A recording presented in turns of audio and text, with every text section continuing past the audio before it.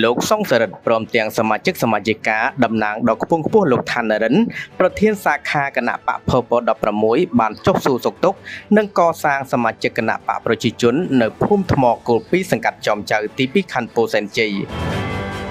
នៅថ្ងៃអាទិត្យ12រោចខែផល្គុនឆ្នាំអសាញ់សប្តាហ៍ស័កពុទ្ធសករាជ2569ដែលត្រូវនឹងថ្ងៃទី15ខែមីនាឆ្នាំ2026ដោយមានការចង្អុលបង្ហាញពីអាដាមឃុងស្រេងប្រធានគណៈបករាជធានីភ្នំពេញនិងការចាត់តាំងពីលោកឋាននរិនប្រធានសាខាគណៈបកភព16ចំណុះឲ្យគណៈបករាជធានីភ្នំពេញលោកសុងសរិទ្ធព្រមទាំងសមាជិកសមាជិកាបានចុះសួរសុខទុក្ខនិងកសាងសមាជិកបកប្រជាជននៅភូមិថ្មគោល2សង្កាត់ចំចៅ2ខណ្ឌពោធិ៍សែនជ័យរាជធានីភ្នំពេញ